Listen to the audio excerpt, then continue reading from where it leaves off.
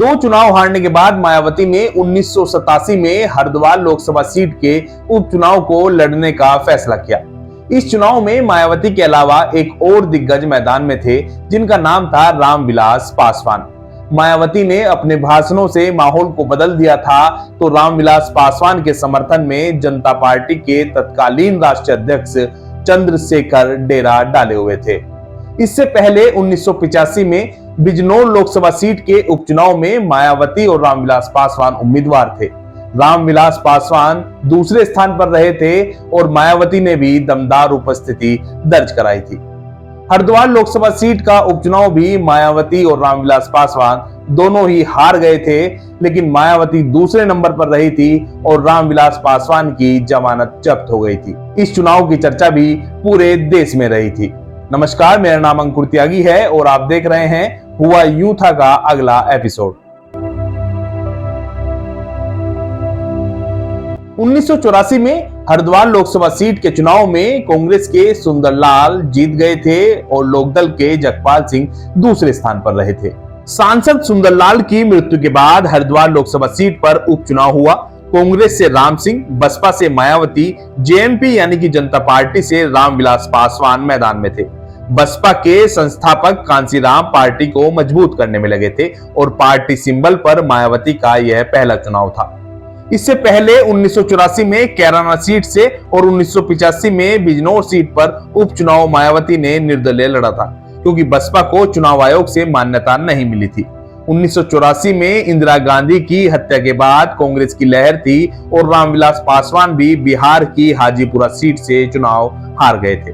इसके बाद पासवान बिजनौर से उपचुनाव लड़े थे, जिसमें वह कांग्रेस उम्मीदवार मीरा कुमार से हार गए थे। यह चुनाव भी हाई प्रोफाइल था। हरिद्वार के उपचुनाव के बारे में बताया जाता है कि मायावती ने छुआछूत, पार्टी संस्थापक कांसीराम के दृष्टिकोण, दलित, मुस्लिम, किसानों और मजदूरों से जुड़े मुद्दों को जोर शोर से उठाया था। दलितों की उपेक्षा के मुद्दे पर तो वह बेहद मुखर थी। उन्होंने हरिद्वार ग्रामीण बेल्ट पर ज्यादा ध्यान लगाया था, क्योंकि देहात में दलित अल्पसंख्यक आबादी का वर्चस्व था।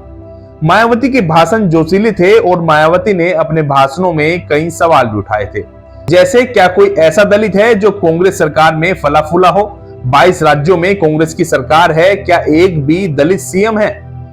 बाबा साहेब किसी मनुवादी संगठन में शामिल होते तो क्या कुछ कर पाते? क्या आप नहीं चाहते हैं कि दमन और शोषण झेल रहे दलितों के लिए अलग पार्टी बनाई जाए? इन बातों को सुनकर जनसभा में भीड़ जोश से भर गई थी और नारे लगाने लगी थी।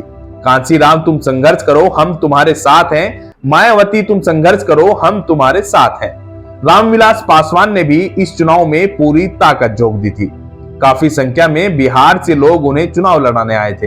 हालांकि जनता पार्टी के राष्ट्रीय अध्यक्ष चंद्रशेखर ने रामविलास पासवान से कहा था कि वह हरिद्वार से चुनाव नहीं लड़े तो ही ठीक है, क्योंकि पार्टी का कोई खास जनाधार वहां नहीं है। लेकिन पासवान नहीं माने और चुनावी अखाड़े में उतर गए थे।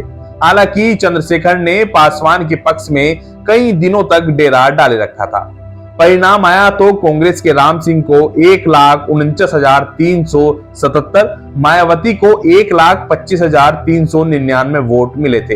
रामविलास पासवान चौथे नंबर पर थे, जिन्हें सिर्फ 34,225 वोट ही मिले थे, जबकि तीसरे स्थान पर निर्दलीय उम्मीदवार बी राकेश रही थी, जिन्हें 39,780 वोट मिले थे। 23,978 वोट से मायावती को हार का सामना करना पड़ा था। इसके बाद रामविलास पासवान ने राजनीतिक रूप से कभी हरिद्वार का रुख नहीं किया, लेकिन मायावती की सक्रियता बनी रही। उम्मीद करते हैं कि आपको हमारा यह एपिसोड भी पसंद आया होगा। हमारे YouTube चैनल को सब्सक्राइब करें, Facebook पेज को फॉलो करें, हमारा समर्थन और सहयोग करें। धन्यवाद।